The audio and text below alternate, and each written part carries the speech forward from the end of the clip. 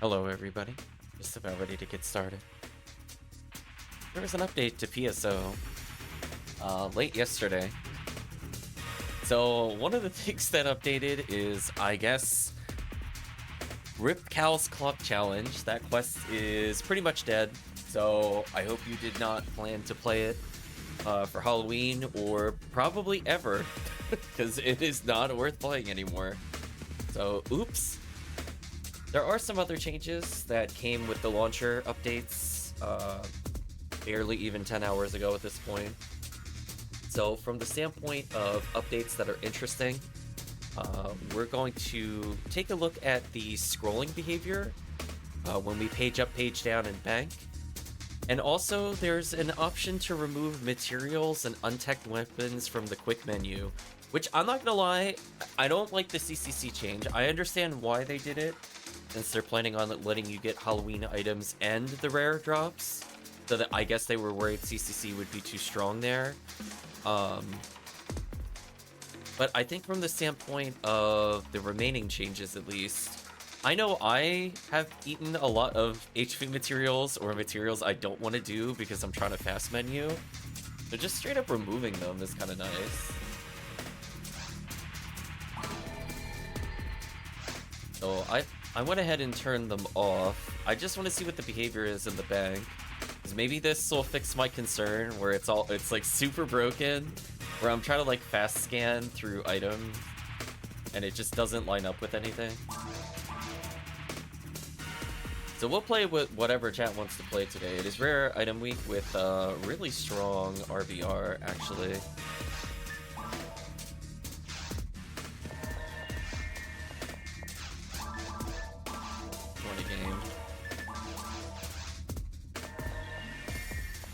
So by default, they moved it to auto, which is different than how it used to behave before. So I figured I'd at least talk about it. Is it fixed?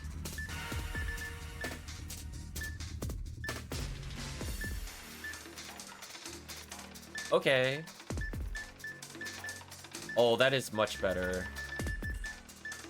Oh, that is much better, actually. That was driving me wild. I'm sure chat has seen me page up, page down, and then I keep scrolling back up and down. But now it actually is properly sized to the resolution of the screen / display of the Blue Burst launcher. So that's good. Okay. I mean, this is going to make it easier for me. Hopefully I don't go through the menu as much.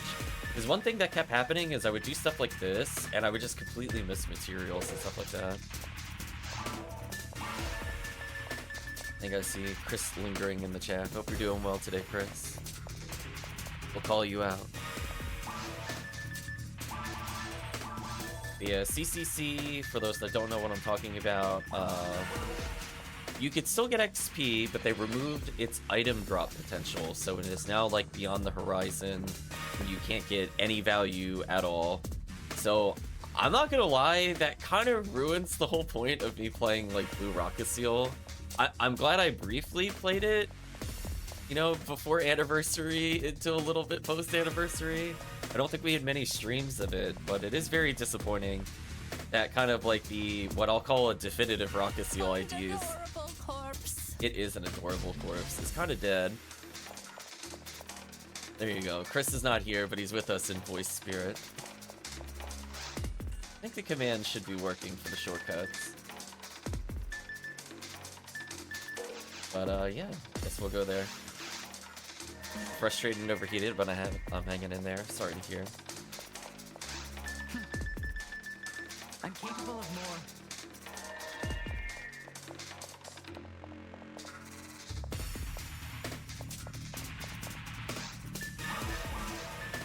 Yeah, the capable of more, I don't know if I want to reclip it or not.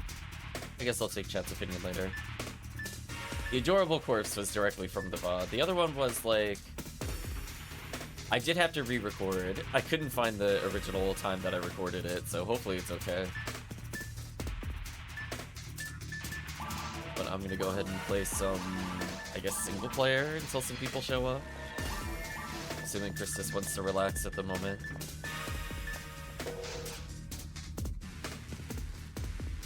So I guess we'll make a guide next week? maybe on my Friday that I have off, I'll talk about quests that are recommended for Halloween. I don't feel like doing it right now, because I kind of need a group of people for it. Thank you for the good luck, Calvisham. Yeah, no rush, Chris. Will you cool down a bit? I'm gonna say, meanwhile, I'm ice cold. I'm waking up. I'm like, ooh. Do I want another layer while I'm streaming? I kind of feel that way at the moment. The opposite seasons are real.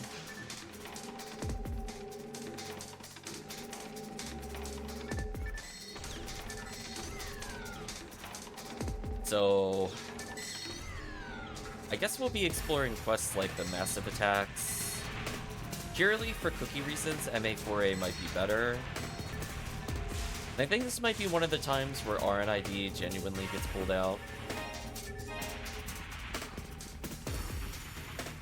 Since it benefits from high numbers of satellite lizards and yowies, of which MA4A has a lot of.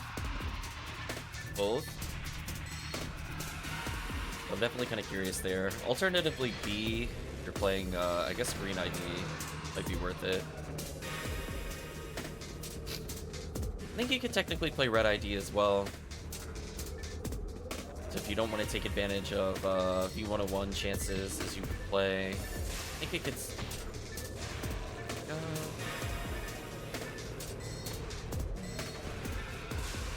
yeah, I think overall I still won't recommend a full clear either. It's just purely surface resets. Oh, sorry to hear the temperatures fluctuating like that. That could be frustrating.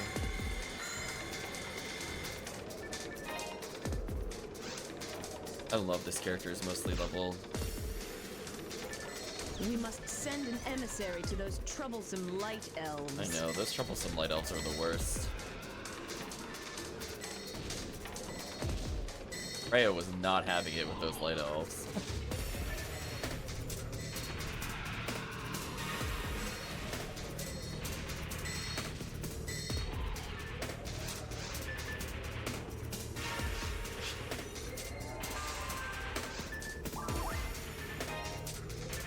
Here.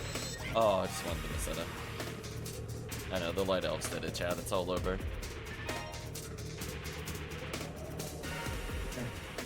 So I think what we'll do, if we don't see anybody after this run, maybe we'll make a couple characters. I know Chris was looking forward to potentially making more interesting creations. There's a character class in particular, Chris. We'll do at least one character just for you. We have literally all classes open, so if anything was on your mind for it.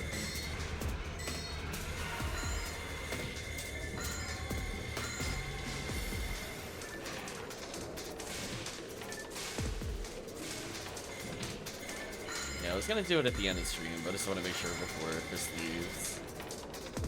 At least one character created. Naming wise, we're keeping them simple for now, unless we feel like a name really fits the character. Then we'll think about it, because names can be updated at any point. So I have a couple placeholder names on a few.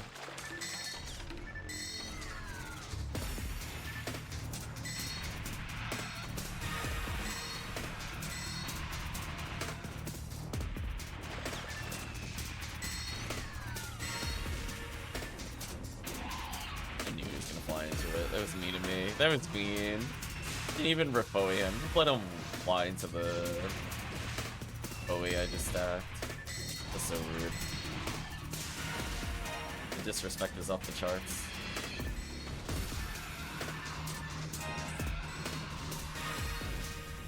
Oh, they were gonna dive bomb. Well, it's too late now. Dive bomb now. Already walking away. Hurts.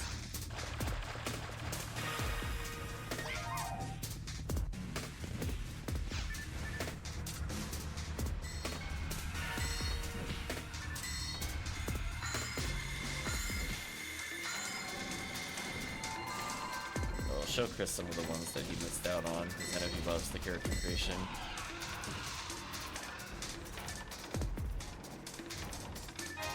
Honestly, I think the only one that I'm a little kind of on is Hunurul, but I think her outfits are also kind of whack in general. I don't think she has the worst outfits, but a lot of them are pretty bad. I'm not gonna lie to you. Like, there are at least some that I think are okay, but others I'm just kind of like, ugh. I have no idea what to do with this character. So at least I have some inspiration for White ID. We get there, we'll get there. Yeah, I don't know why they designed her outfits like that. Does she have the worst? There's at least outfits I like in her grouping. I don't like any of the Humars. I'm gonna be keeping it real with you. I don't think there's a single Humor outfit where I'm like, yeah, that's what I want on my character. Not a single damn one. Outfits are so terrible. The closest to being okay is like the almost all jet black outfit. Every other one is like some heinous, like... I don't know how to describe it exactly. It's like all pastel colors and just...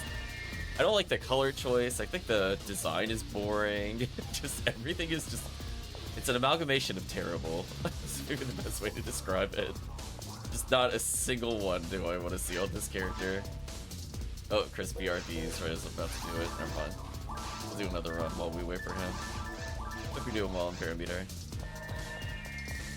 Rip CCC. Dead forever. I will probably not be playing that on stream ever again. Now you have to go update the quest guide. Do you see what I mean, chat? Like, every time, like, we have a little bit of downtime and I'm like, oh, maybe I could do a video on X, Y, and Z, and the quest change happens again. Crazy. I'm definitely curious how often they've updated quests at this point this year. I want to say, like, every 2 months there's been, like, a shakeup of some sort. Kind of wild. Anniversary quests were updated. Then we have updates to CCC for Halloween. We have like 5 or 6 new quests. I mean, this year I guess they didn't technically remove anything. Ooh, I do like this song from Yakuza 4. Now I'm bumming my head to it.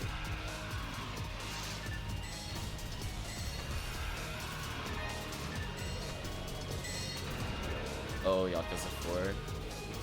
You were kind of a mess, but I enjoyed you for the most part, except for the prison break. And bear hunting. Pretty much anything involving that character, honestly.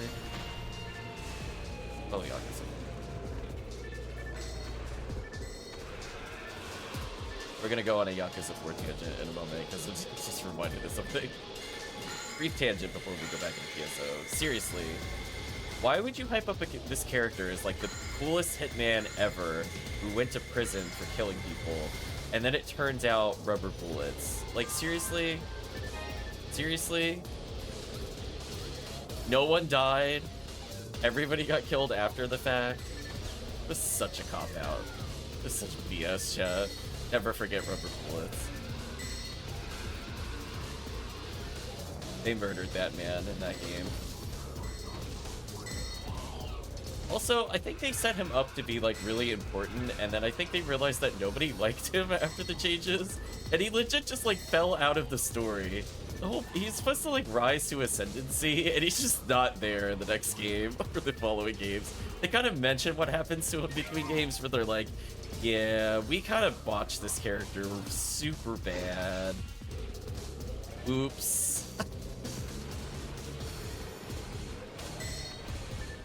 And he basically just never shows up. I don't even think he's in any of the modern ones at all anymore. Literally, it's just Majima and friends mostly.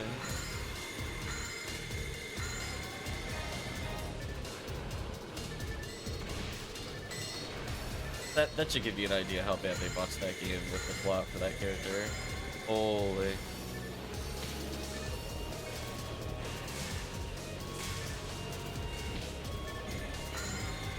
Certainly something. Ojo's so cool he got his own game.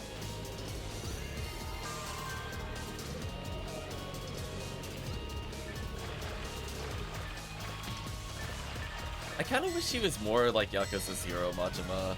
I feel like Yakuza 0 ends up feeling like, in context of the rest of the series, like a giant fanfic. They're like, what if Majima actually was like somewhat reasonable and likable as like a human being, as opposed to just completely and utterly insane? And they have like almost no connection personality-wise. Like, I think Zero was supposed to set up why he goes crazy, but like, it only happens in like one cutscene where he goes like for like transformation versus like just getting slightly annoyed. I don't know. I like Zero, but that game also had some questionable points. But to be fair, I did like Zero Majima more than normal Majima.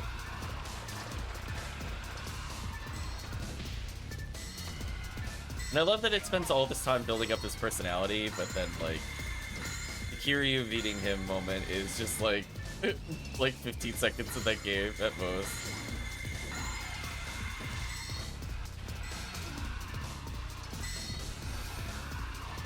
Yeah. And like, to be fair, I actually liked Zero's Majima more than normal Majima by like a really wide margin. But it is what it is.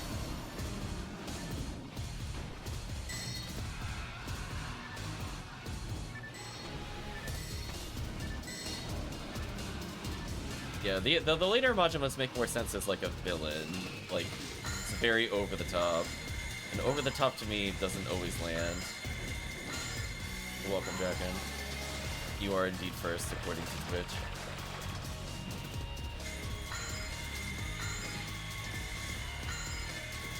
Goodbye, Astars.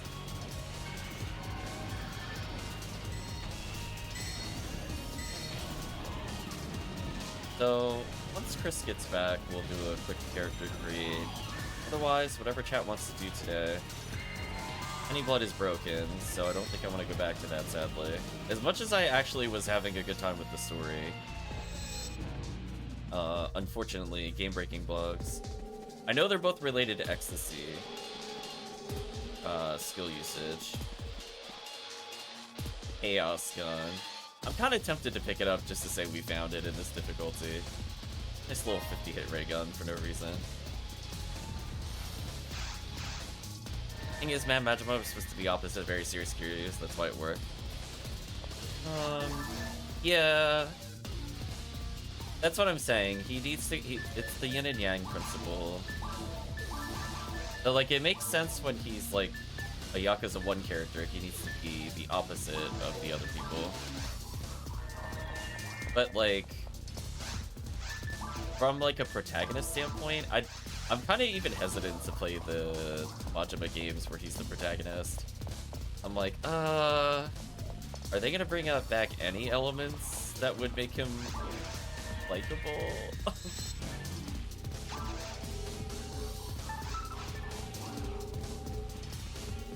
I don't know.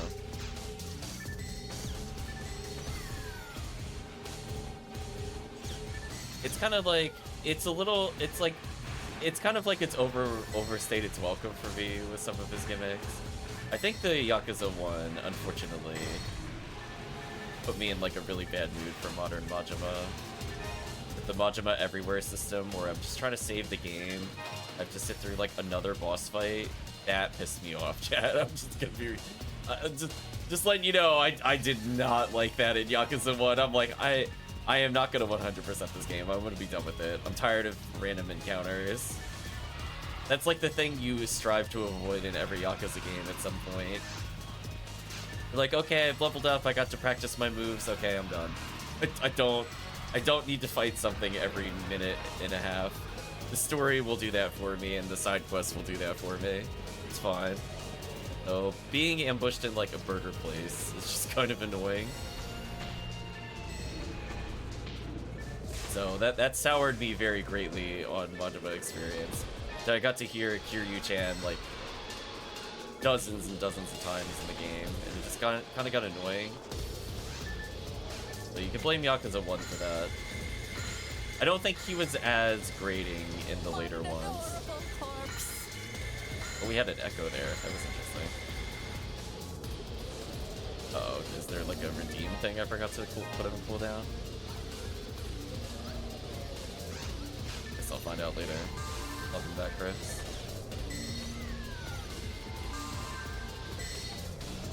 We'll make a character. We're just complaining about Yakuza.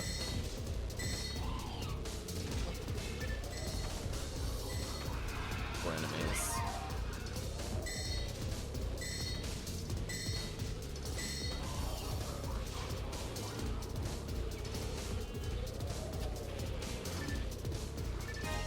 I will never forget how unfun Yakuza 4 was with the prison break scene. All I think of is this song. Oh, it's so bad. The show is Missile indeed, which is also a Yakuza sound effect.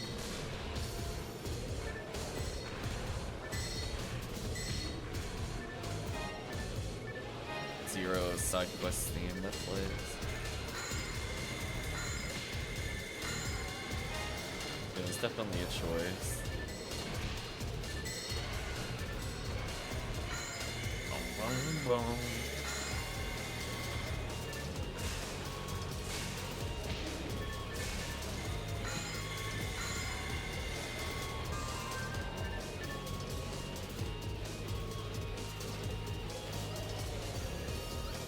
This is the Reaper's power. I forget what they referred to.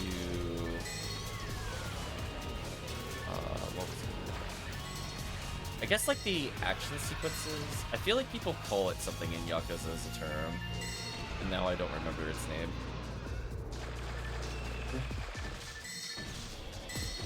Maybe chat knows what I'm talking about. Like when you're in like a series of forced encounters in the story, they call them rush sequences.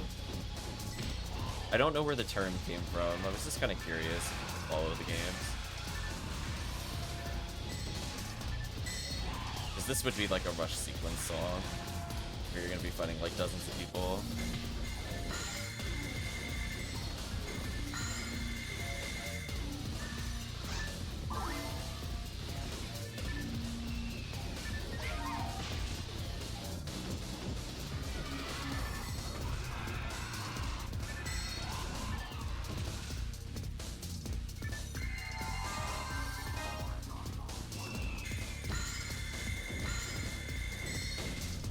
I like that my Rifoi does almost as much damage as Ripardo. It's so stacked right now, fire damage. That I find almost infinitely funny. How unfair. Now Chris gets to do his favorite thing when he comes to streams. Make a decision. Is there a character class you wanted to touch today, Chris? Sadly, I don't think there's many classes with eye patches, or else we could make Majima. I think only the Hugh Numeral offhand has an eye patch. Chat can illuminate me if there's other classes with an eye patch.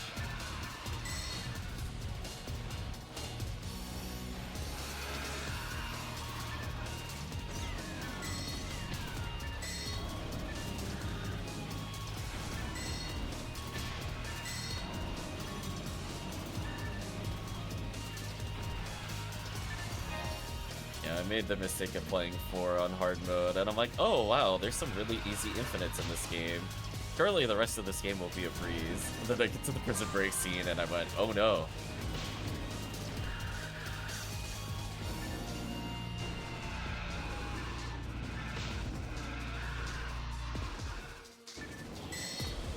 We need a Majima Hunural. I mean, he would have to be yellow ID Hunural, right? Marl does? Oh. Got some choices. I feel like he'd be crazy enough to wear the Hunural outfits. I don't get military vibes from him.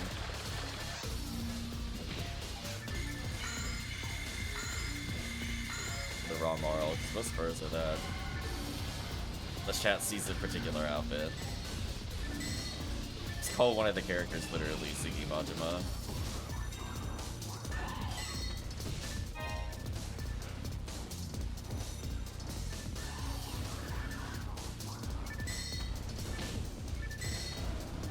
So dead. That was a satisfying multi-kill. Hey, I did it correctly that time on the Dorfons. They all died without charging. That feels satisfying. Pretty much done with the Yakuza series. Can't see they making another game I would like to play. Feel like that's a bit extreme. Honestly, I had fun with the turn-based game. I feel like it needed more polish, so that's why I'm kind of interested in like the later ones a bit more.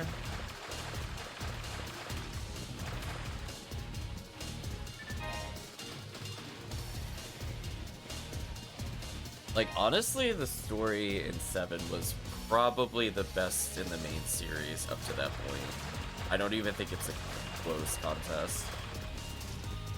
I like the characters, I like the plot. It wasn't just like, oops, no, I'm the real mastermind into... there were no rubber bullets. There was no, oops, I accidentally left the safe open. Welcome, Katie Holmes. Hope you're doing well. Yeah.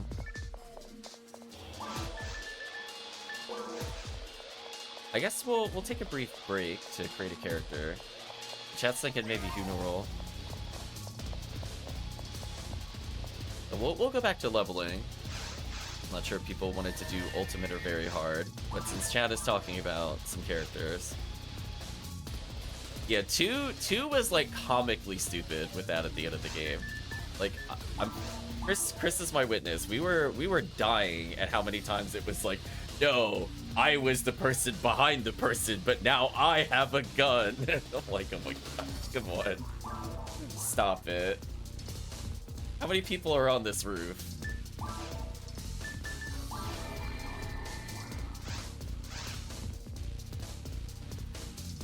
How am I today? I've been better. Trying to keep warm at the moment, but it is slowly warming up here.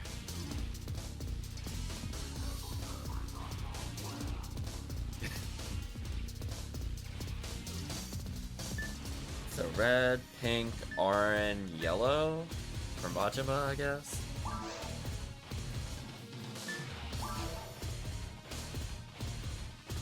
Let's see. Do we feel the insanity with the character? Yeah, there we go. There's the eye patch. It's probably the most normal of haircuts.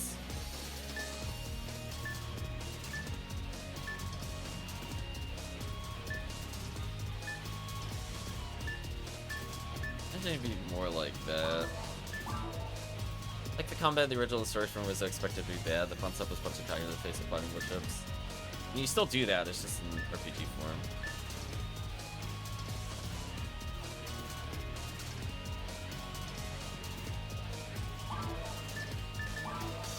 I feel like you said that, but I'm like, it's literally still in the new games.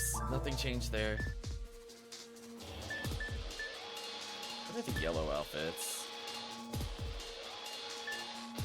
Oh, a bit more revealing than I would have thought. I still think this one is tightest. I can't look at this and not think Final Fantasy X. Though I really question the combat effectiveness of some of this. I don't remember this one for Viridian. I actually do like this outfit. I like that one a lot. Round's not bad. Yeah, it's like super tightest. I like both of these. It's gonna be tough for me to pick later. I don't like some of these. Like the red ones were kind of disappointing.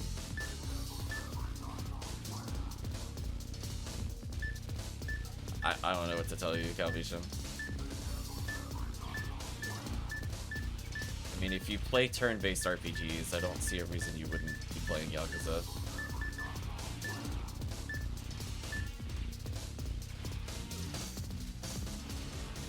Like more normal.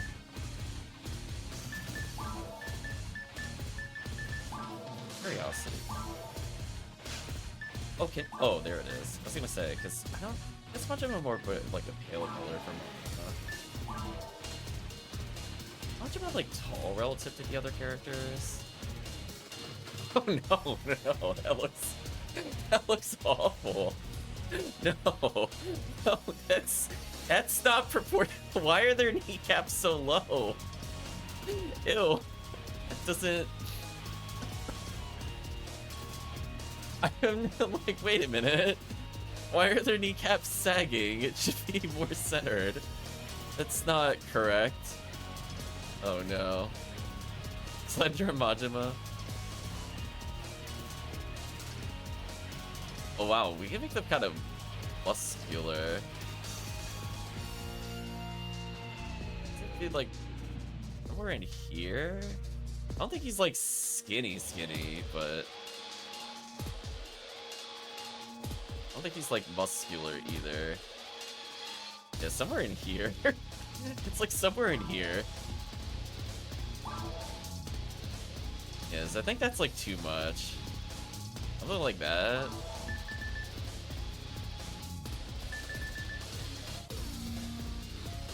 Yeah, this is certainly a look for a character.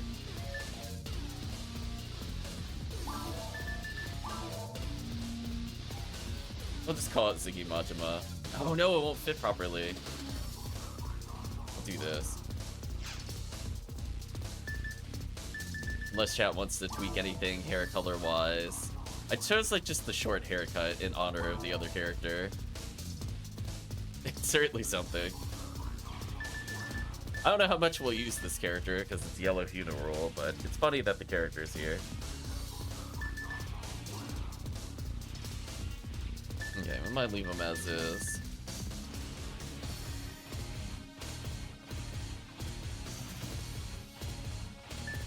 We're gonna hit OK since I don't hear anything else. Actually, I'm gonna give chat a moment because I know there's a stream delay.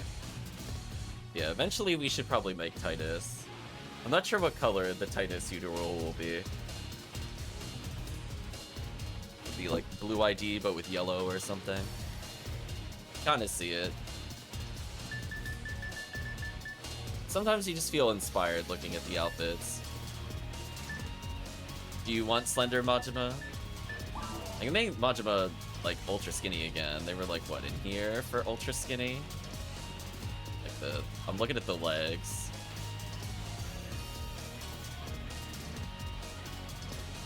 Actually, let me hit escape.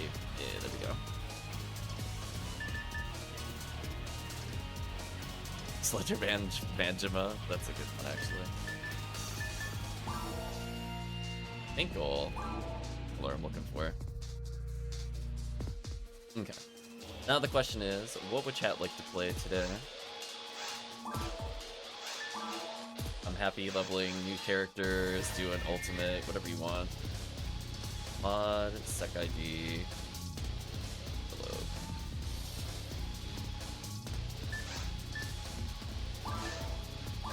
One more character down.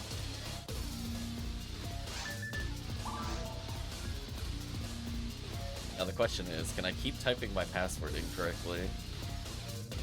I don't think I typed it incorrectly there.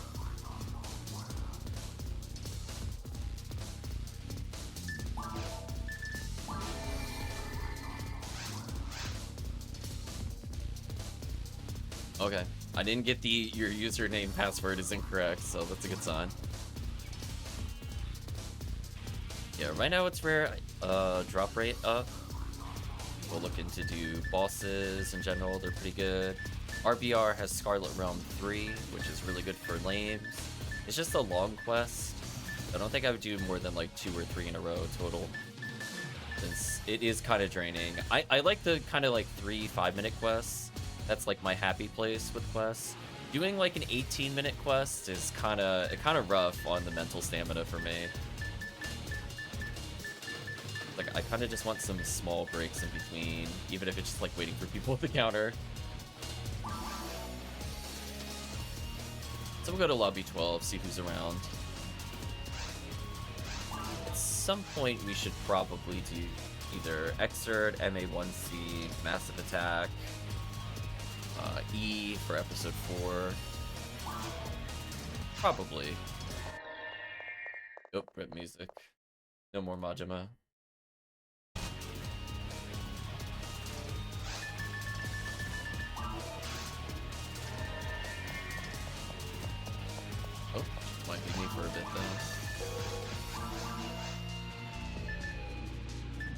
curious about some of these ultimate games. Terrell's Ego yellow. Okay. White ID Temple Huka Seal. Interesting. Or is doing Viridia Cave. And the only thing they would realistically be hunting is like what, V101? Because they got rid of the Chorin, I thought, from Viridian. Or Viridia.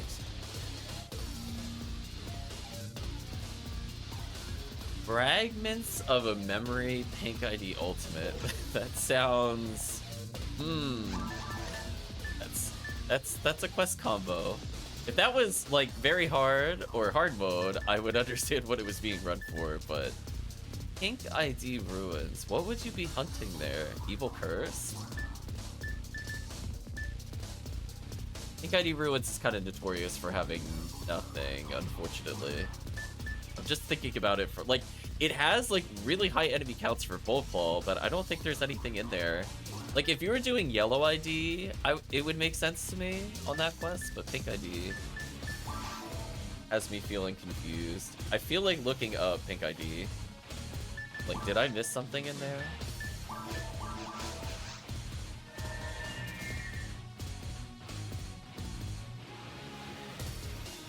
I'm looking it up right now. No, don't give me normal drop mode. Episode 1. I don't think it's a lot of Del Sabers. That would be Swordsman lore, I guess. Yeah, they get Evil Curse from Bullclaw. That's what I was thinking. I'm like, are they actually legitimately hunting Evil Curse?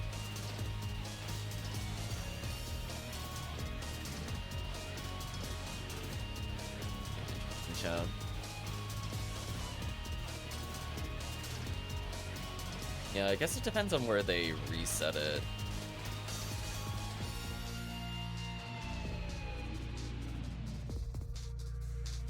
I mean, like, I guess they could be doing resets for Swordsman lore, I guess.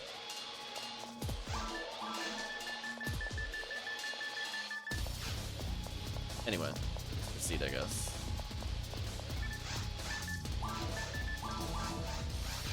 Yeah, honestly though, I don't see it on the recommendations for quests, but my favorite Swordsman lore quest, Chad has probably heard me say this before, it's Endless Episode 1. I think people are sleeping on how good that is. That whole quest is amazing for Pink ID. It's basically like, Pink ID doesn't have more than like a handful of items per area that are worth hunting. And then Endless Episode 1 is literally all of those enemies and pretty much only those enemy types. So it is one of the, what I'll call quintessential Pink ID quests. If you're not planning to go to Falls, basically every area is value for you.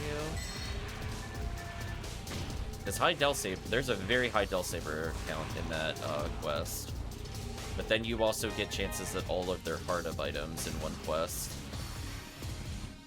Which is not a very common occurrence, because there's not many times you would be doing, like, Pink Mines, for example.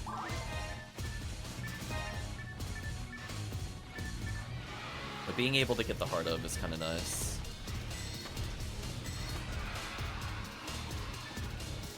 Yep, just let me know, chat, if you want to do some multiplayer. Otherwise, I'm going to be cruise controlling through this area for a little bit. We're almost done with unlocking yet another lane. We're almost at the halfway point. Which, given how fast we clear very hard mode, should not take super, super long to do.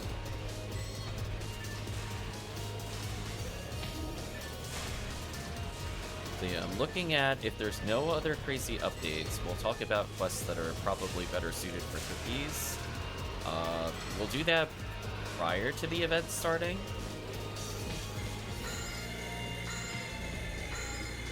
Since I think for the most part, I am not interested in continuing forward with, let's say, certain events in Ultimate once the quest starts. Because pretty much once Halloween is up, I only really want to be doing cookies.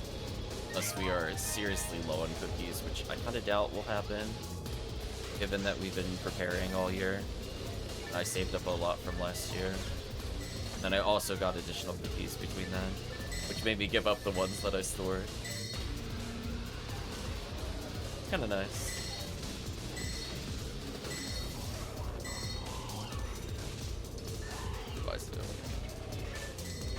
Oh, that was a nice Kapoe. You like that timing, Cat? They spawned in, got immediately hit, then it despawned. I think we're technically on multiplayer difficulty, but I'm just showcasing that it really honestly doesn't impact the run very much. Like, oh no, I have to cast one more Ripoe.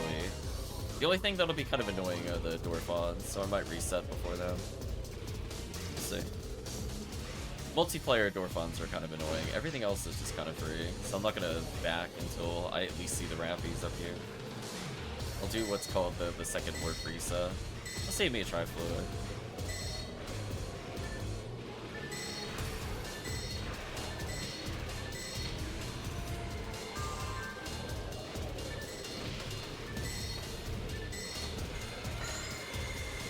Or Astar. I'll probably one die fluid.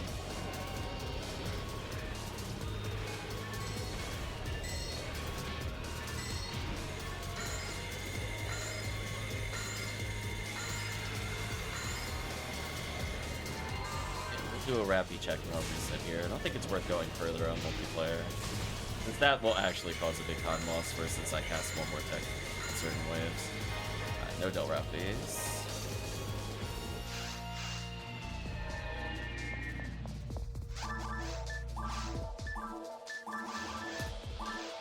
Otherwise, I have to kind of think about, in terms of single player, what I want to do after going into Value City, which, to be fair, it is tempting to do Value City all day.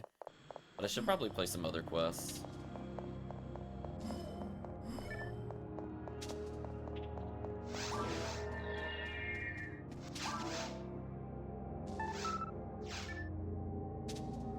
We'll check for kill count there.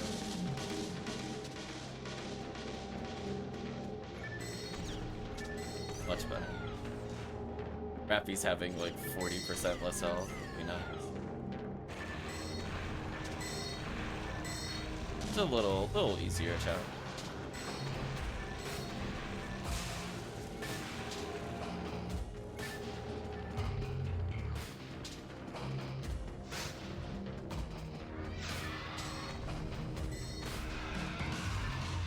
I got excited. I saw yellow on the mini-map, then I looked at my quick menu, I was like, oh.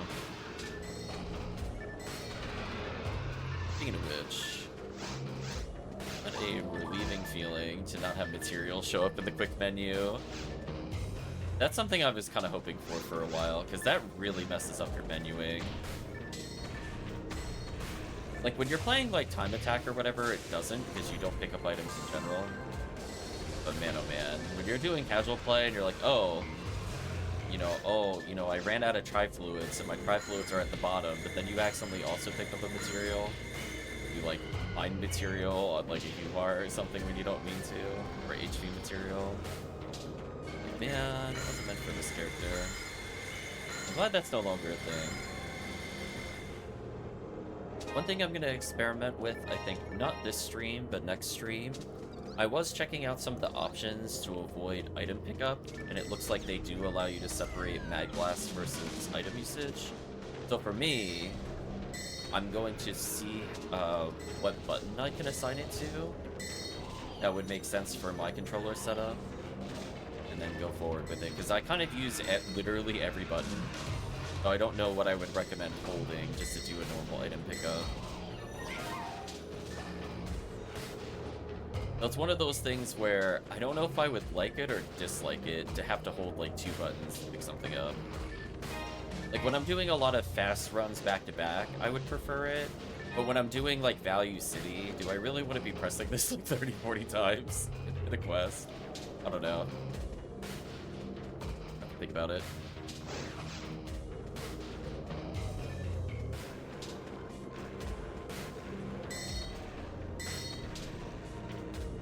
Sony says I prefer the pickup button being rebindable. Yeah. I would agree with that too. That's why I'm kind of hesitant to make a big change for it. It's because it's kind of relearning the game to an extent. And I don't know how much quality of life I would get it impacts my combos every other stream, like once or twice total. Like, am I really gonna, do I really want to be pressing like 2 buttons or more for hundreds of items and pickups versus like the 1 or 2% that I don't do it? Because I mean, like, there's ways to avoid it, which is just cap out your inventory. Like, sometimes if you're standing on a material and you're not holding 99, for example, I guess you could still pick up. It avoids a lot of the normal issues from the other areas. Hope you're doing well today.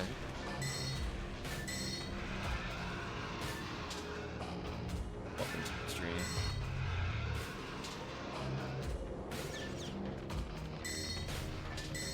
More enemies.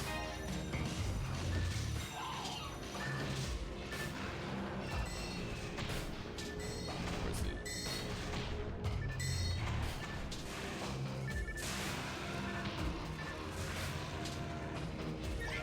Oh, slightly too far from the other rappies. That's unfortunate.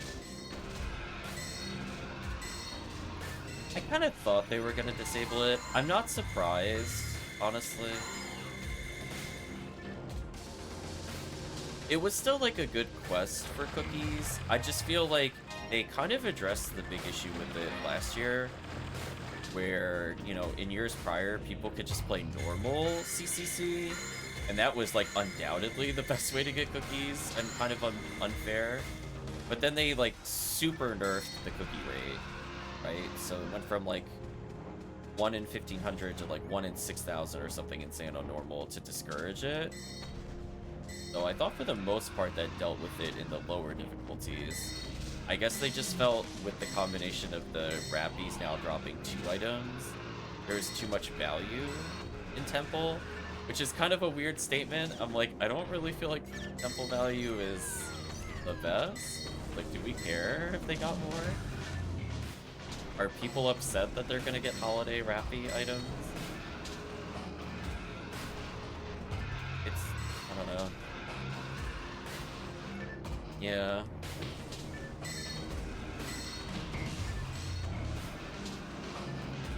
I'm definitely gonna miss MAE Temple in particular. It's just an improved, what was it, VR Temple quest?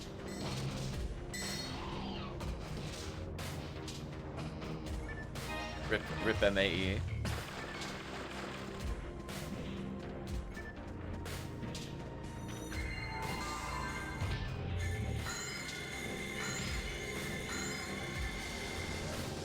Happy giveaways for Northbound friends.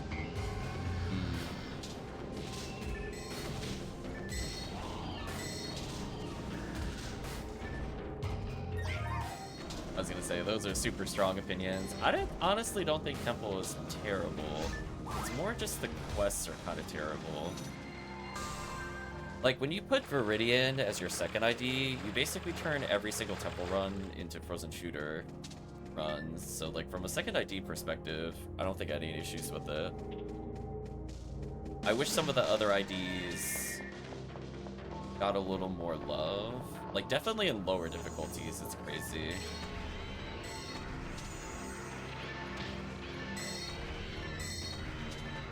Rip the many Jaya chances you could get between going Temple and Spaceship. I guess you could still VR Temple for those, I suppose.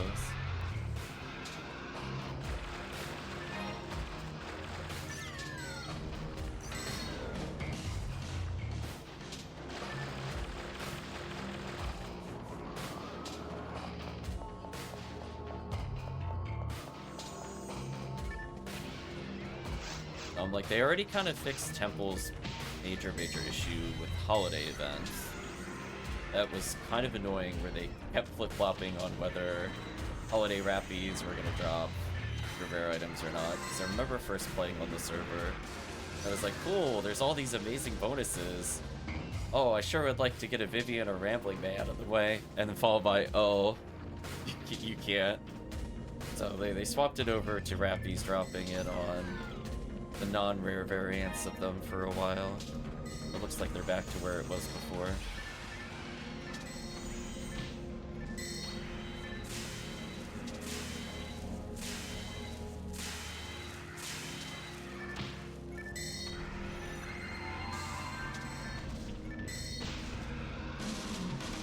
Yeah, well, I think some IDs in Temple could use a little touch-up. I think Spaceship needs the work. I'm like, I kind of don't want to see Temple updated until they fix Spaceship, to be honest with you. I don't know if they're just scared of having good items on a Hellable series of quests, but that is undoubtedly the worst area. Then it says, I guess I don't understand the obsession with girlfriend things. Honestly, with the other changes, I was like, was it really that bad? I don't even feel like I saw like that many CCC games last year due to that. Like, I thought people were moving over to Terrell's Ego, technically stuff like MA2B. I don't know. Temple's not allowed to have nice things. The monkey paw curls when you wish for a stronger temple. Oops.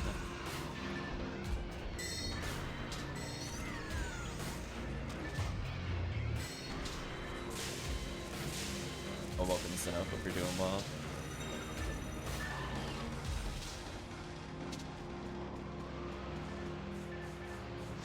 Next target is a MT or a TTF. They're probably gonna do something to T at some point. Yeah, if between all the quests that they would do, I'm like, listen, remove Mine Offensive, remove Simulator 2.0, give us more interesting hunts for Chaos Bringers and Varans, please. Those are the kind of stuff I want to see altered. I want to do Mine Offensive for Varans.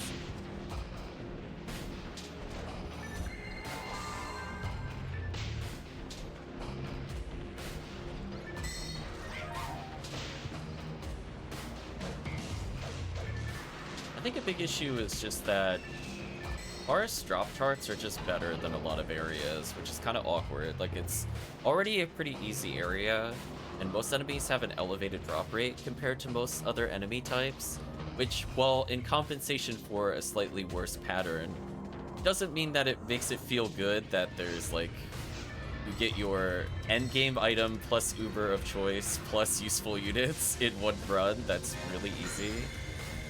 So it's more, I feel like with some forest rearrangements, it might feel a bit more fair. Or just to include better drops on other areas. There's a couple of methodologies you could apply to it to make it feel not terrible. Like episode 4 is mostly fine. Episode 2 has some really, really questionable areas.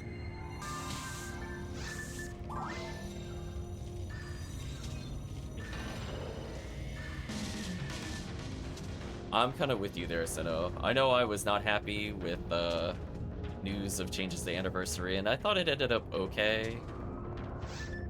You know, they put in a last-minute change to make it, like, not insufferable like the year prior's Anniversary event. I know I was not a fan of the server-wide HBR equivalency. So I'm definitely just kind of reading all these things where they're like, let's stack like 1 million currencies. I'm like, ah, yes. PSO infamously known for not having enough currencies. I'm so glad we have more of them. Yet another thing that we'll have to manage between all these characters.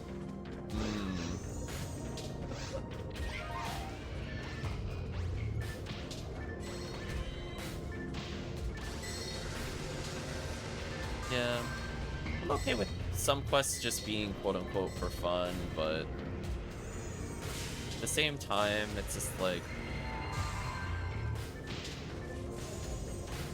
I wish certain love was given to different areas. I wish, for I'll give you an example. What I would prefer they focus on, which I think are honest problems. Please stop putting all the custom quests on Christmas. Please stop putting all the custom quests in Anniversary. Please do something for Easter. Please do something for Valentine's event. Like, we don't need like the 20th custom quest on Christmas. Please, we have other holidays. Like, Christmas is good and it's fine, but like at some point it would be nice not be just running Terrell's Ego equivalency to get eggs or whatever, because there's nothing else worth running.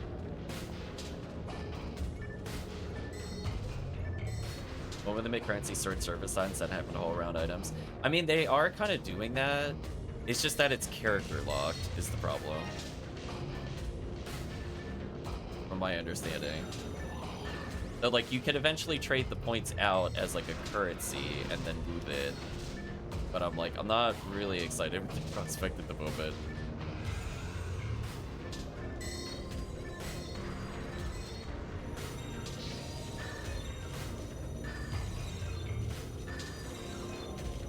Little kill here.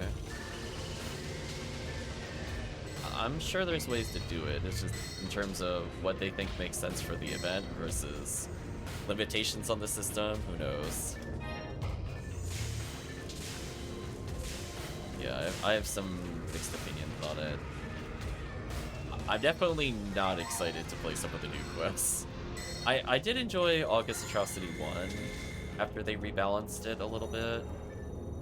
Just because it ended up being a faster run, which I appreciated it being slightly faster. But I don't know if I really want to see the rebalance of some of the other areas.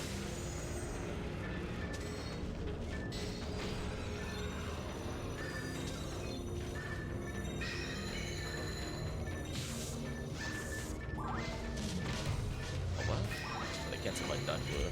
What happened there? Getting trolled. Oh, you know what it was? I hit the Rappy.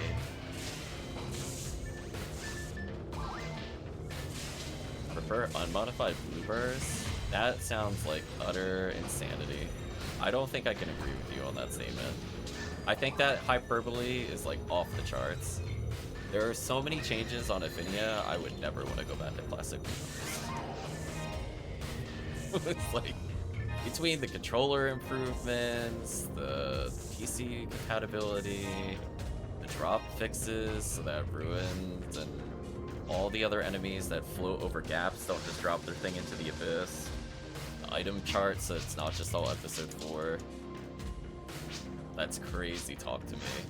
I could not disassociate more with that comment if I tried. You're one of those kinds of purists. I don't know what to tell you. I feel like that's crazy talk. I would never want to go back to the GameCube version. I would never want to go back to the original PC version. I like that they're trying to make other areas viable. That was the big change they had a couple years ago. That way people actually played something other than TTF. So people are doing, you know, stuff in mines and things of that nature. Yeah, I would never want to play the GameCube version. Going to your shop and going, oh, I can't find all my atomizers. Guess I gotta reset. Like, no, I don't miss that. Okay.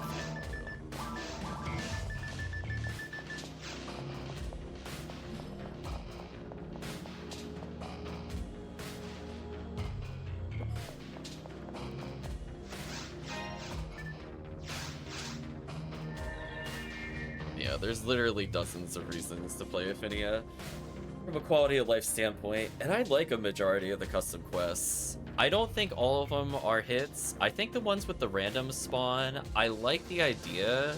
I just feel like they're slightly undertuned. But like, there's not a real reason for me to play something like an anomalous ordeal, because it isn't just like generally high enemy counts.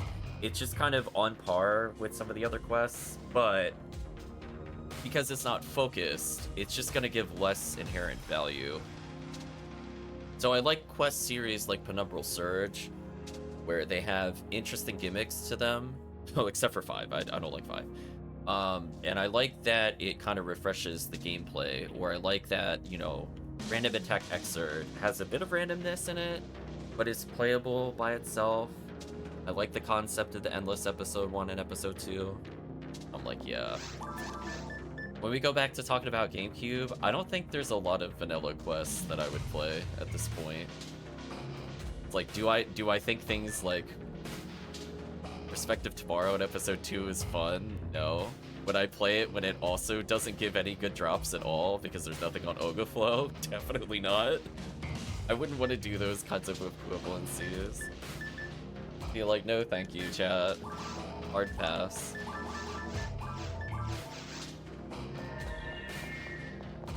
So I'm hoping that they find a kind of a happy balance with what they're looking to do with the server. I think Sinnoh kind of echoed something I talked about at the beginning of the year, where I'm like, I just kind of dread any kind of event update.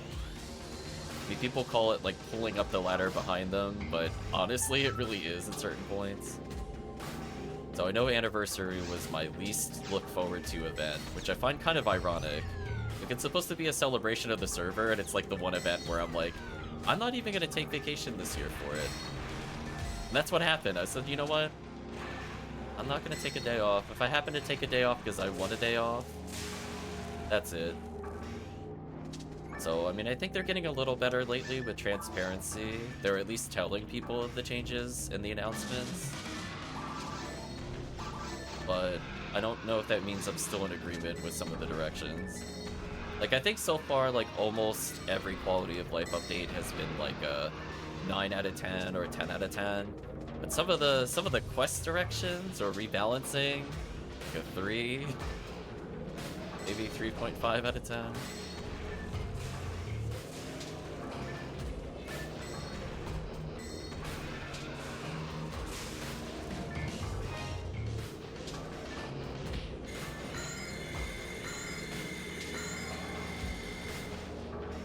So hopefully we'll see what they do, for example, with RBR.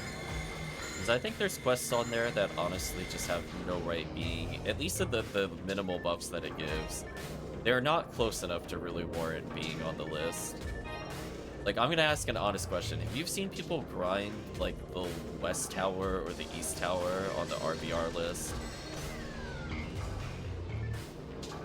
I don't think some of those quests should be on there. And if the response is that it's like, oh, it's a really, you know, it's a great way to get like White ID seabed, and I'm like, why don't we just have better White ID seabed quests? Like, episode 2 in particular has a problem where some of their runs are so terrible that free bed is literally better than playing the quests that are there. I'm like, isn't that what the issue is? Not anything else there. It's crazy.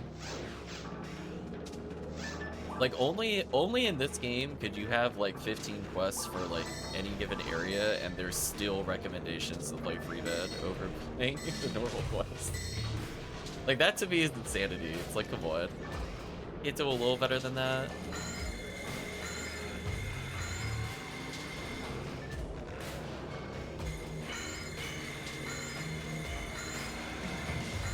Yeah.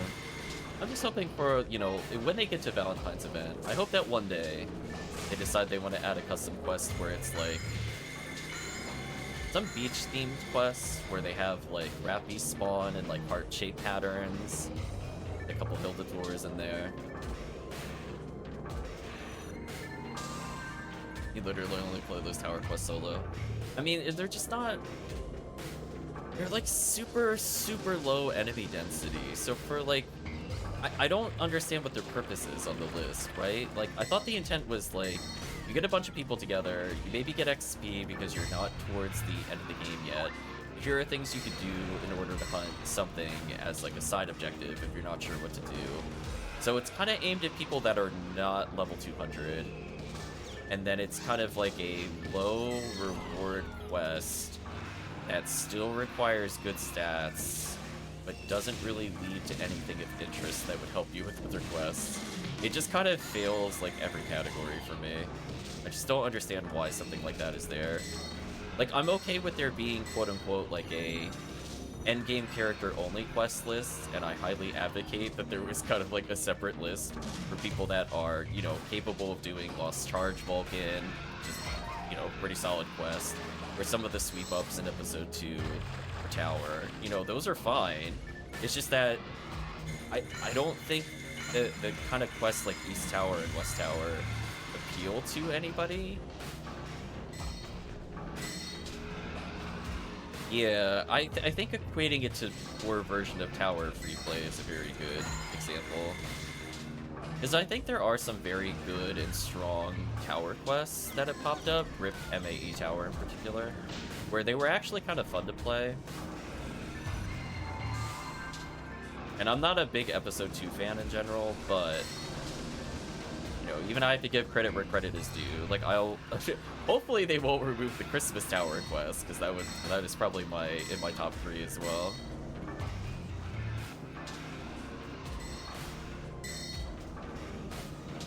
Yeah, it just doesn't have, like, the staying power needed.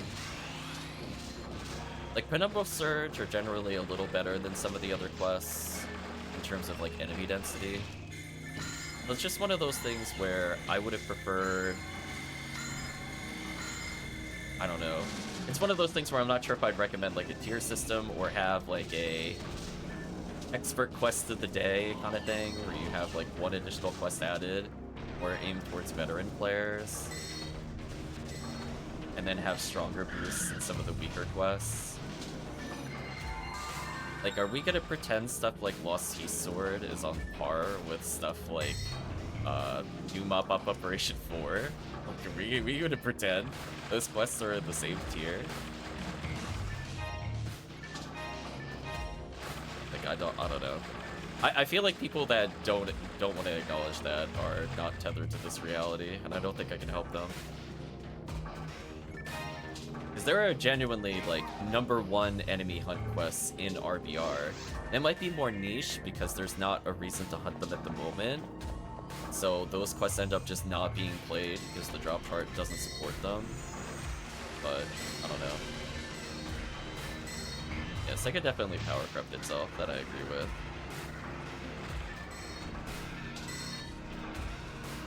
Yeah, like episode 4, nice. Episode 4 value is just so strong comparatively. I mean, here we are playing very hard mode on episode 4. This quest is stupid. The amount of PDs and other PD value items I get in this quest, uncontested. Only if I roll like real big on a Heaven Striker or like an X-Scout does it compare. Yeah, very hard blue ID is actually broken. I expect this to get nerfed at some point, so I'm enjoying it while it's here. I mean, I think I talked about this on stream before. I literally, in 1 month, just doing very hard mode runs and also offering some unseals, I ended up going up like 650 PDs in not even like 2 hours a day level of play. Like, this difficulty is actually nonsense. I just don't see a reason to play Ultimate for the most part at this point. I want to gather some PDs for bigger sale items, and I can just unlock everything known to man while I play. I have like no reason to play Ultimate at the moment. Welcome back, Chris. Yeah. It's one of those things where it's like, like I'm kind of interested in some Ultimate runs. So like, there's always going to be items you can't attain in very hard, and I think that's fair. But at the same time, it's like, I'll give an easy example. Red Ring. Like, how long does it take on average for people to get Red Ring? Because I'm telling you, if it sells for like 60 to 80 PDs, that's like 5 or 6 hours total for me in very hard mode. On certain days. Like, that's it. I'll just get like double Heaven Strikers, a select cloak, and it's over. I'm like, oh, I guess I'll just start paying them off, I guess. Or its currency and material generation just better than most stretch hunts? Yeah. So like this quest in particular, like on average, every 35 to 40 minutes, I will receive a PD, which is above rate for me compared to Ultimate. Ultimate, it's usually once an hour, or like 50 minutes if it's like drop rate up. Maybe it's like a little better. So even playing stuff like Xrd or playing stuff like MA1C, I just don't get like the same level of value here. And the fact that I still get like high hit weapons here is insane. Like, all the quests that are doing Forest and Temple, they get that cut off in, like, that 50-65% region.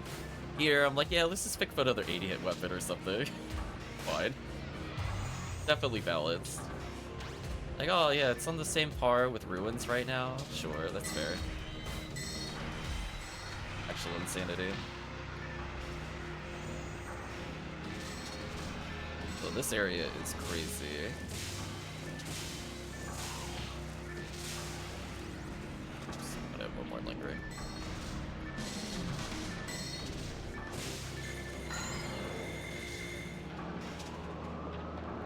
So yeah, you just end up with so many materials, like what's being said in the chat.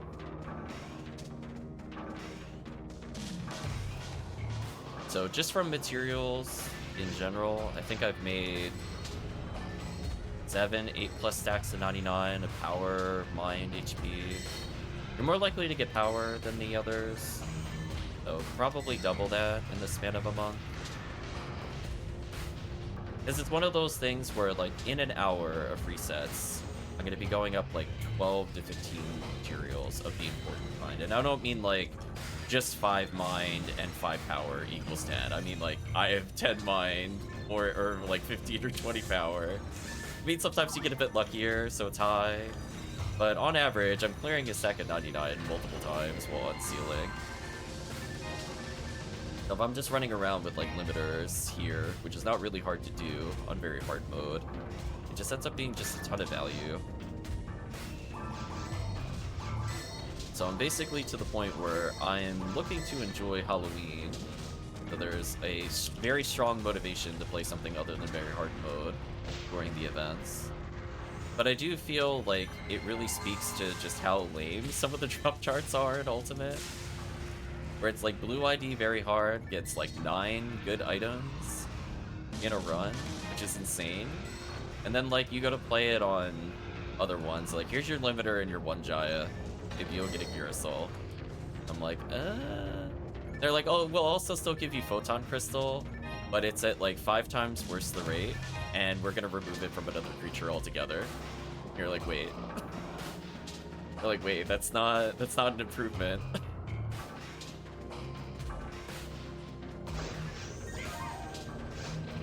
What a shame.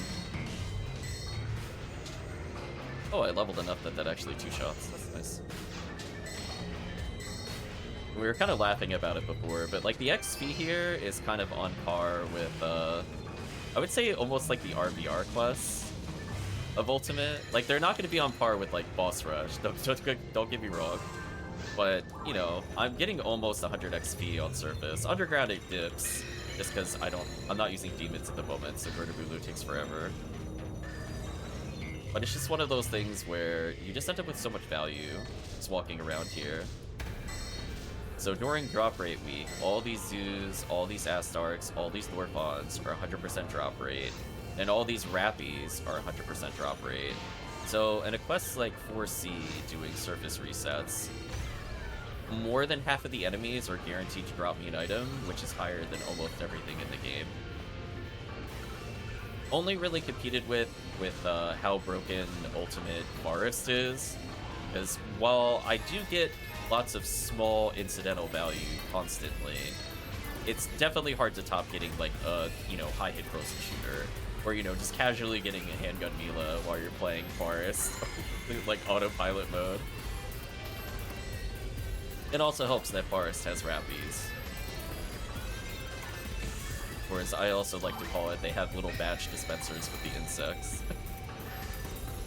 So if I truly just wanted PDs and value, we'd just be playing more Forest Ultimate, technically.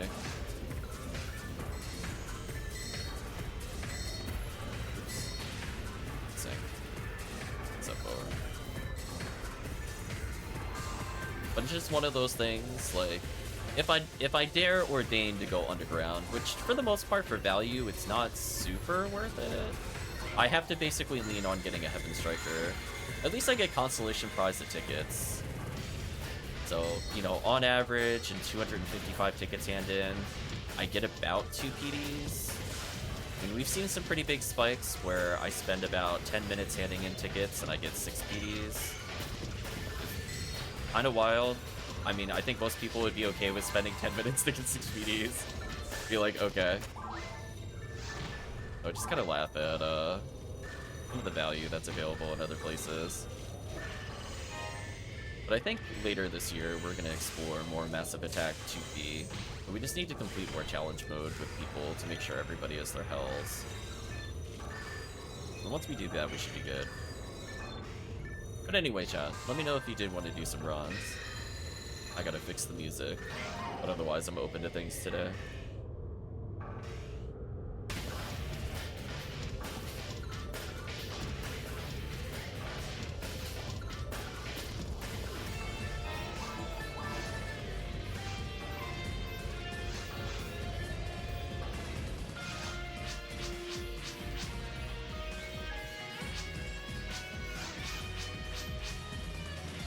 I'm already at 82 tickets. I'll deposit some things in case chat wants to do, I don't know, MA1C, excerpts. I'm open to Scarlet Realm if you want to do it. I think it's one of the few RBRs that's strong for episode 1. You'll join in soonish. I'm sure what I want to do when I do join. No worries. I was gonna say, if it's just you and me today, Chris, just level your other character. That's all I see it as. I'm like, listen, every day is XP day. You're starting new characters. We don't need it to be XP week. I'd rather get value while I play, which is called just playing very hard mode. So people just want assistance leveling in very hard mode. It's not like it's very hard to carry with this character. Speaking of which, how are we doing with one of our last unseals? We have 5k yet? We had like 4.9 or something. Oh, never mind. We're at 5.6k. So sadly, I don't have any other units to unlock, but if chat did want me to just hold items, it's not like I really care while I play.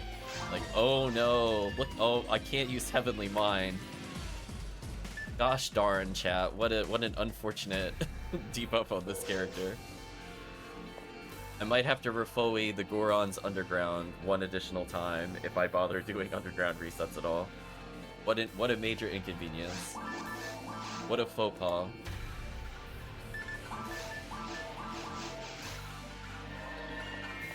Oh, what is the forecast for today? Forgot. Is it just rainbow? It is rainbow.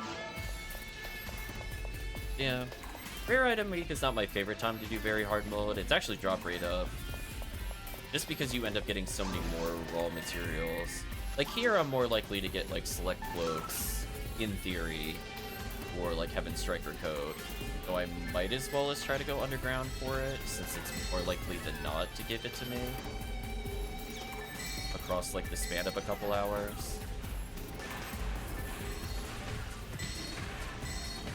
But I am super happy with my value. I could literally receive nothing for the next hour and be like, you know what? We already got a select cloak and double Heaven Striker Coat last stream, so I don't even care. I don't even care if it doesn't give me anything. It's still going to.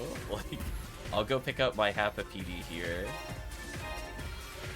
Give me that half a PD. We'll find the other half of you soon enough. Maybe I'll raise some Rappy Mags, just to junk them for my own personal use. Let's see. I say, Divine Filter isn't going to sacrifice Rappies by itself. I think I need there.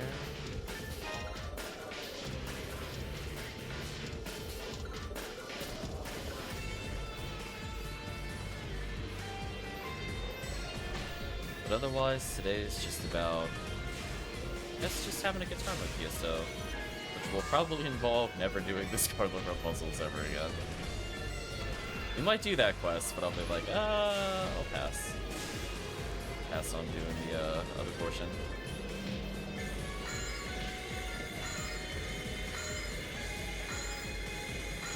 Oh, in multiplayer mode again.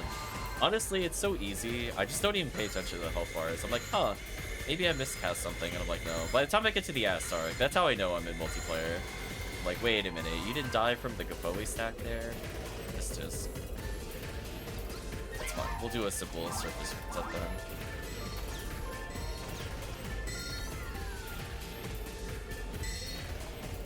Guess we're showcasing how easy it is to solo, that it just doesn't matter. It's not worth my time to reset as long as I reset before Northon.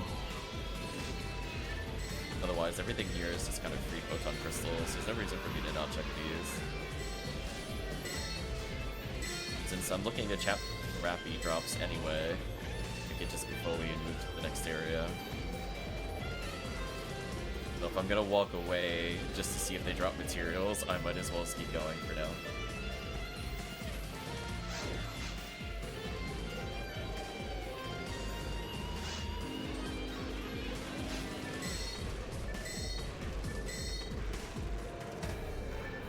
Pretty good Claymore.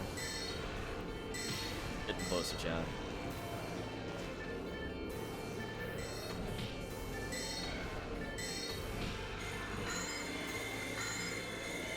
Or Astar. See how he lives with like 4 HP? An insult.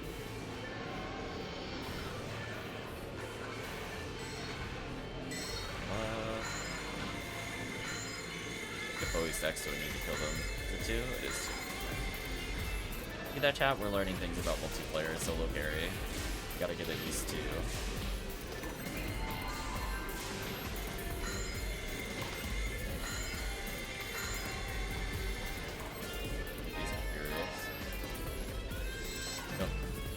Chris, if you want to do something, never mind. Rip. It is what it is.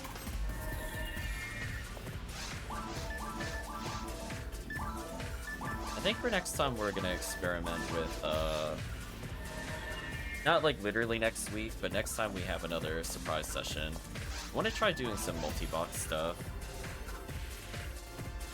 I'm just gonna level my other 3 characters as they sit there on classic difficulty, or classic drops.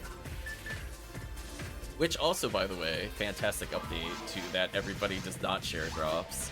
I do not miss that. I don't want to go back to that. I played enough Diablo 2, no thanks. Nope. I'm happy we never have to go back to that drop style unless we want to. Or if we try multi-boxing, we'll have to do it. Because I think at some point, this force will probably just auto-carry some of our spares. All I really need to do is get people into very hard mode. Maybe next time there's an XP week, we'll dedicate a couple hours to just playing around with it, seeing how viable it is to, 1, have that set up with that many accounts open, and then 2, how annoying it is to control all of those things. So I'm gonna brush up on some of the rules. I want to make sure I don't break anything there. I know one of the things I looked at explicitly was no multi-boxing on shared drops, which is fine. I'm not doing it for the drops. But it also put a line in there specifically stating that power leveling was okay, which is the only thing I really want to use it for. But I am also kind of curious from like a challenge perspective. If you multi-box yourself for challenge mode, how hard is it to clear challenge mode by yourself? Like, you're not playing all characters simultaneously, or presumably wouldn't be. A lot of them will just be stuck at spawn. I'm curious about the viability of stuff like that. I don't know if I would want to do it more than once, but I'm curious enough to try it at some point. So like, how do you survive stuff like Dragon, or like other bosses where you have to dodge? Like, clearing an area, not the worst. Moving people to stand on switches, not the worst.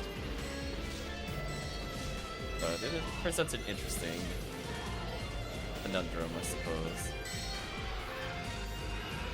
Oh, oops. I need to get away that twice. I'm gonna have to do that to fix it. Okay.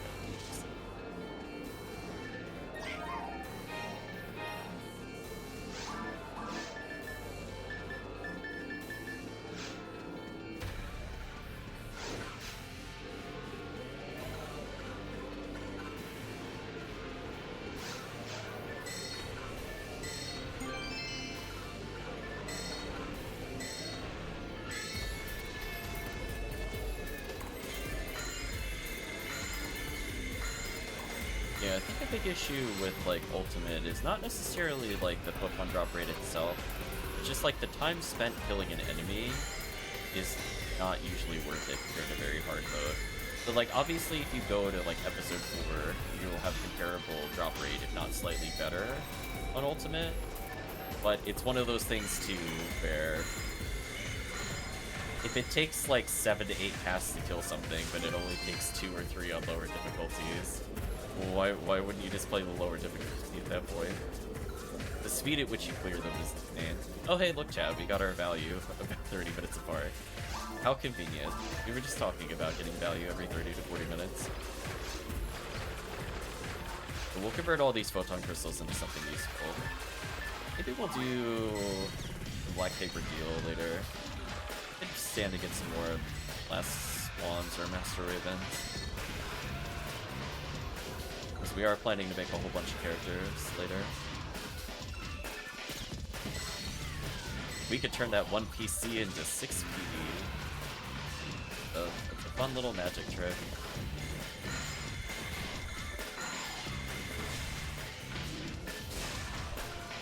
I have to think about what difficulty I want to run it. I mean, if I want Master Swan and...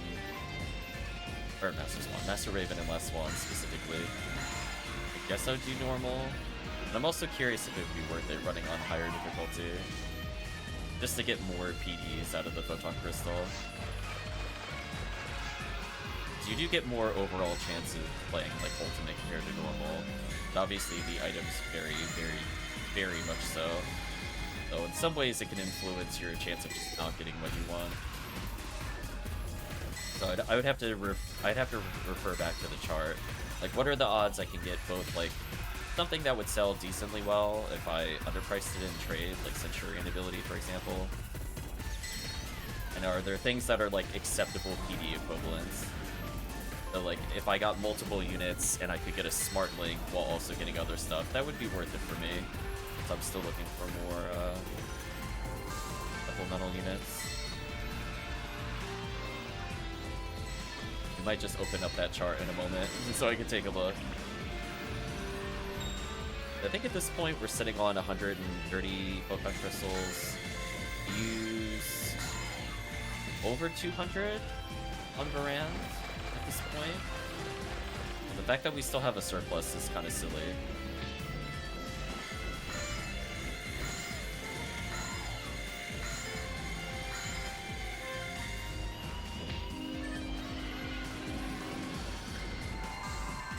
I see a lot of people asking for the removal of black paper deals.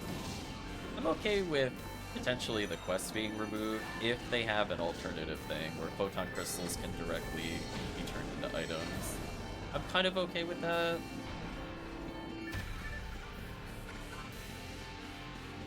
Oh, it's like, I don't know. The quest itself is not really all that exciting. I'm not gonna miss it from a gameplay standpoint. I just want to make sure that conversion is not lost. The power from photon crystals becomes something else. It's not removed. Yeah, we'll do one more clear, then I might take a look at the black paper deals. Oh, that is so satisfying. You can shout those. Sadly, I don't think...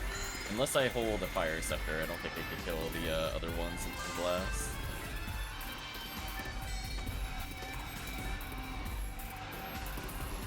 I just want to spook these rappies and leave. There we go.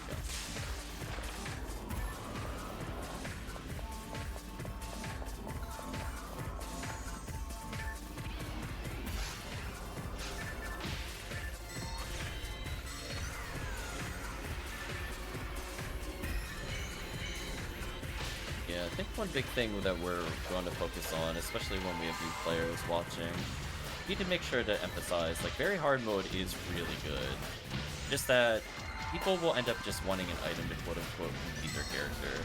There's kind of like a general, I'll say, account growth arc that you'll go through, where a lot of the early game is just acquiring as many photon drops as possible in order to get started. So if you do trades, you can do it that way, or if you just want to get general units that support you, that's going to take a lot longer than if you do, you know, participation in the economy kind of thing. But I do want to emphasize that even from the standpoint of self-found only, there's really not a reason to still skip stuff like Episode 4 Very Hard Mode. Like, a lot of people will grind through TTF to get to Ultimate as quickly as possible. And then my statement to that is like, okay, then what are you going to do with, like, no materials and no mag? And I think players don't realize, like, how much of a defense wall, like, Forest is for new players. So, like, for people that have been playing for a while, that have, like, 160 characters, max materials, a mag, 50-hit charge arm, Forest is, like, ultra easy. But for people that are starting off the game, I'm seeing a lot of people, you know, they're playing Humar, they're playing Ramar, Rocket Seal, and, you know, they're trying to rush into Forest because they know Frozen Shooter is good, but there's not enough in, like, an Ephinea wiki or equivalence guide that is like, this item is important, but ... There are things you can do in order to gear up, so that way you're not banging your head on the wall. So it's kind of hard to say, like, there's a minimum level of stats that are needed for PSO. Because the way it is like, you kind of offset needing stats by sacrificing time, or by getting, like, really high weapon attributes. So things like Baran's Launcher, for example, are insane with weapon attribute.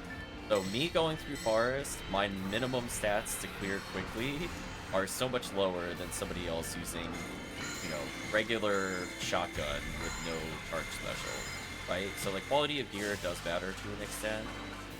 But I want to make sure that when we're offering alternatives, that there's stuff that can be done and found on the lower difficulties that make the run profitable. So I think, for example, like, new players might have some trouble with this too. They might not feel comfortable using Vulcans against them, but kind of like a safety strat, as it were, is to, like, offer them alternatives if they're not comfortable with it yet. But they don't have the raw money or berserk potential or raw ATP to combo kill Zoo. So just give them, like, a Guilty Light or something. So, you know, we gotta offer some suggestions.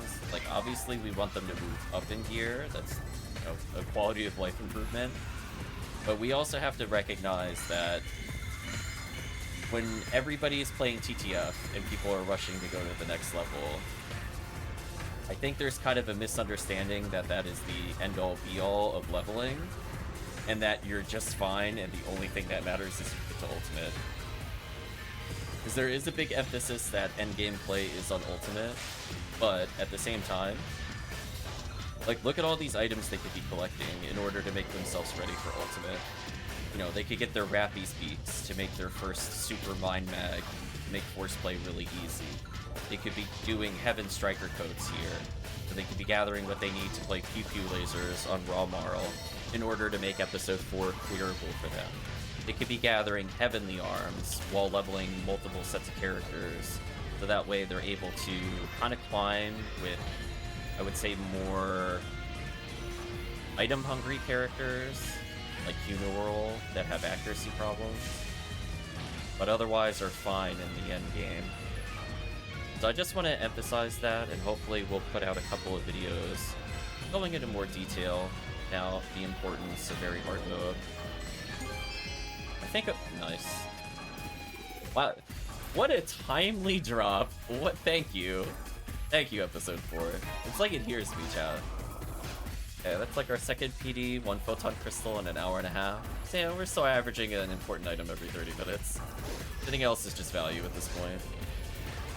So from the standpoint of, you know, clearability, obviously they're not going to be able to Refoe like this as new players.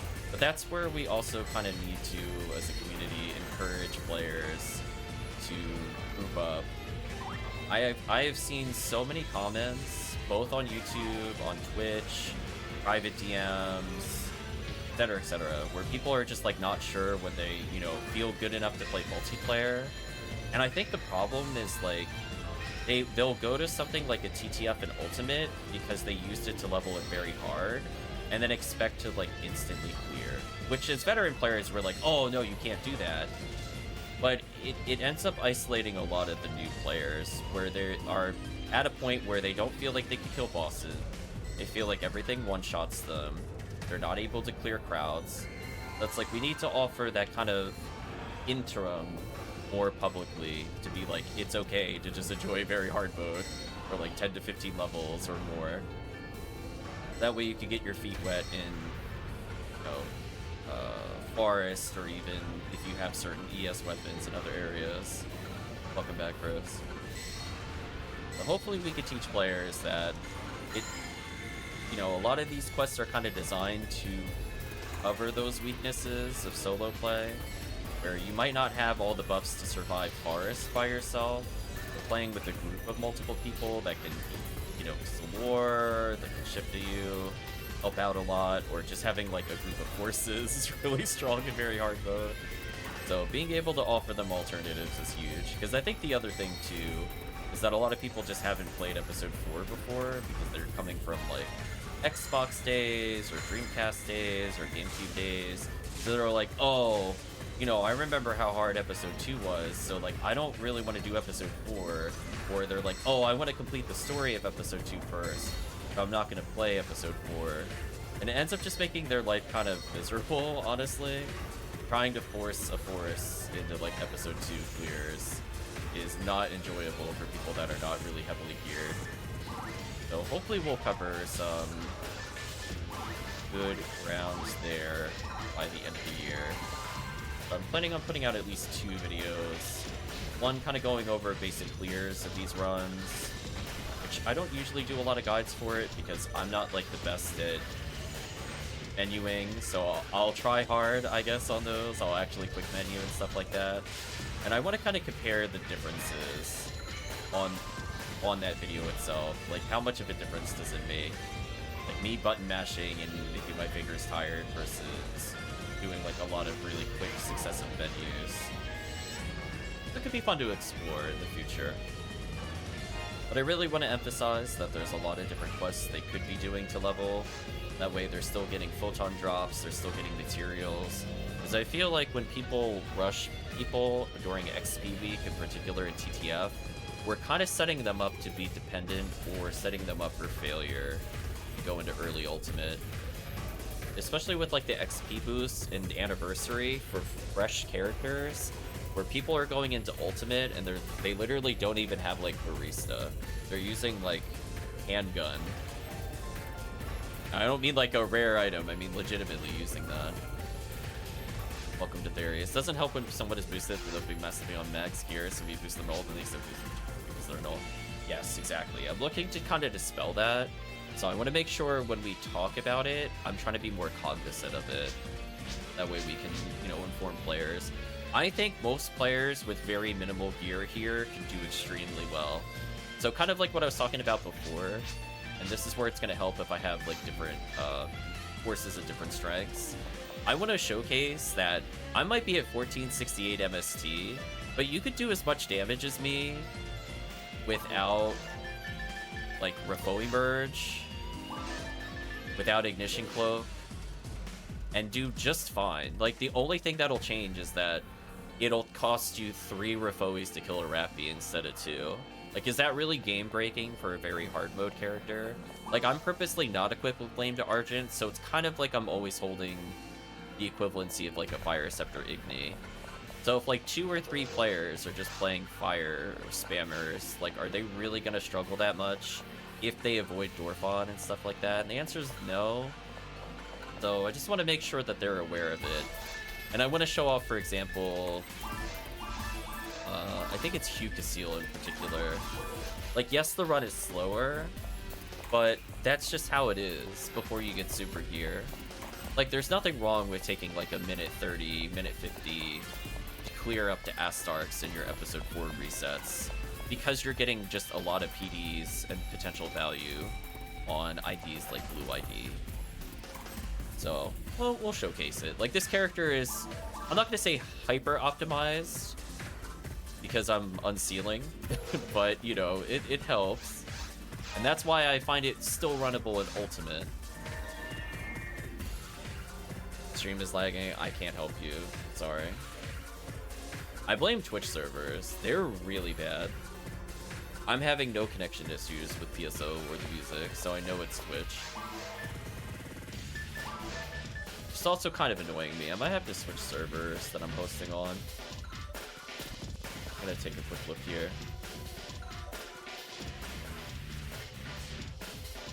Yeah, something's not working correctly. We'll do another reset while we wait for the connection to fix itself. It's not an internet issue. I think there's like TwitchCon or something happening. I think that's why it's been like really weird lately.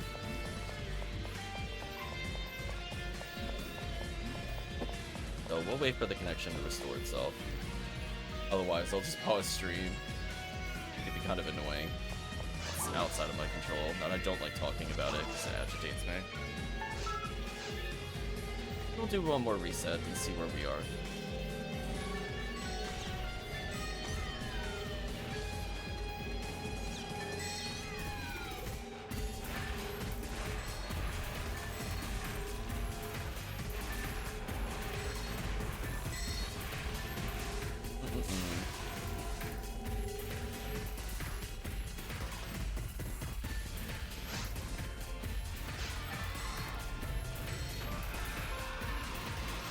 Is what it is.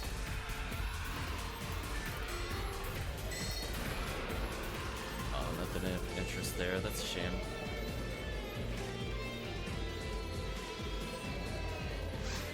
Yeah. I don't think it's like my internet connection throttling me. I think it's just literally Twitch. Otherwise, I'd be hearing stutters in the music constantly, or PSO would lag out. Like, I've had legitimate, like, connection drops before, but this is not one of them. Nice, I'm on the right difficulty. You know, I do little tech tips there, like the Gapoe to save me a robotic cast. Cute.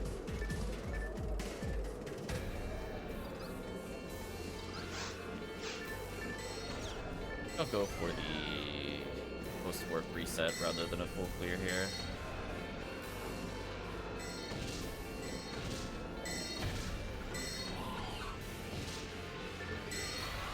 I'm contemplating now that I've played a couple hours, do I actually want to pause because we're having issues? I'm really hoping it resolves itself, or I will stop the stream. I don't know if I really want to troubleshoot it today. I'm already annoyed that Penny Blood wasn't working from the other day. So having Twitch now also compound those issues, not lead to an enjoyable streamer experience.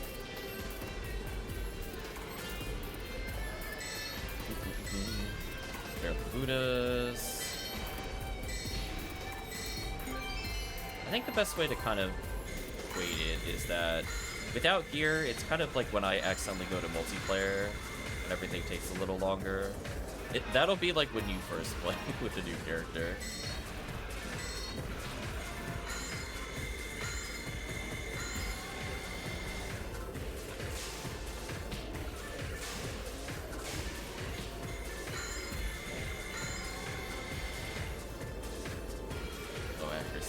You know what? I still have some more TP. I'll go a little further. I will stop before I fight the Zeus, though. I don't really want to use dodge fluid for them.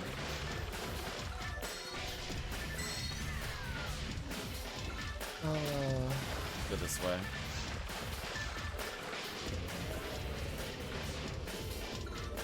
Nope. Trust. I could kill these, though. They're flipping. Ah, that's right. Nope, it is still lagging. Personal conundrum time. Do I feel like continuing the stream if I pause it here? I can't change the server automatically. I have to disconnect.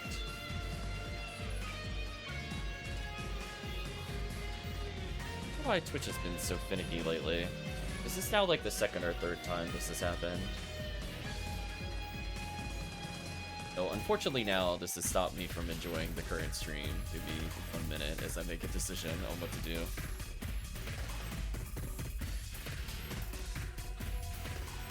I'll run a personal speed test right now. My download is 300 plus megabytes a second, so that looks fine. Upload looking a little weird though. Maybe there's something wrong with the upload.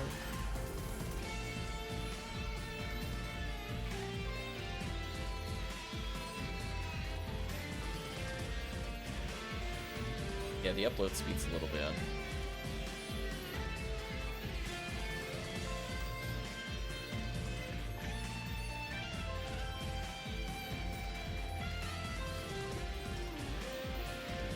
I'm gonna say quick little BRB. I'm gonna let it run for a bit. I would like to not interrupt the video, but take like 30 seconds.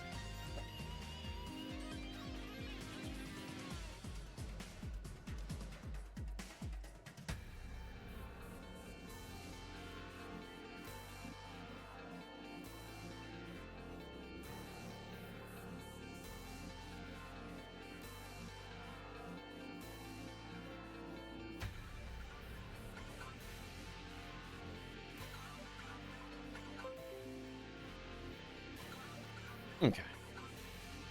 That's gonna take it probably a couple minutes to figure it out, but hopefully that'll resolve it.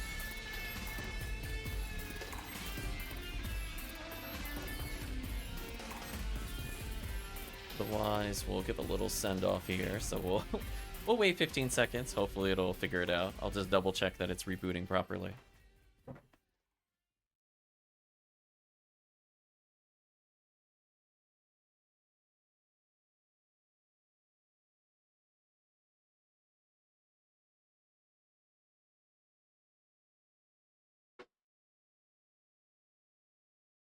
You should hopefully be back in just a moment. It looked like it was lighting up properly.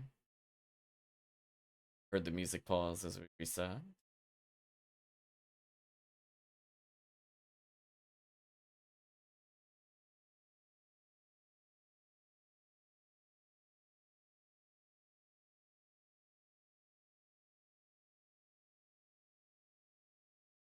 Give it another minute or so. Surprised it didn't boot me from PSO when I booted there. That's interesting. I'm still in PSO, but I haven't tried anything. Okay, music should be back in just a moment. We definitely have internet again.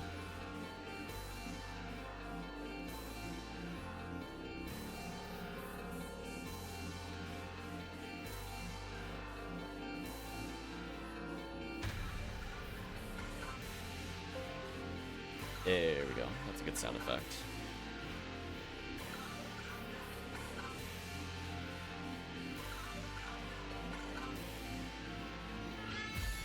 Ooh.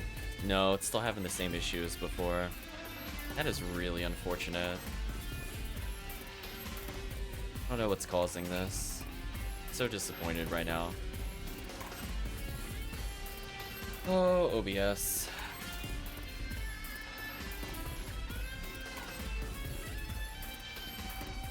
No, it is definitely not okay. It is dropping frames constantly.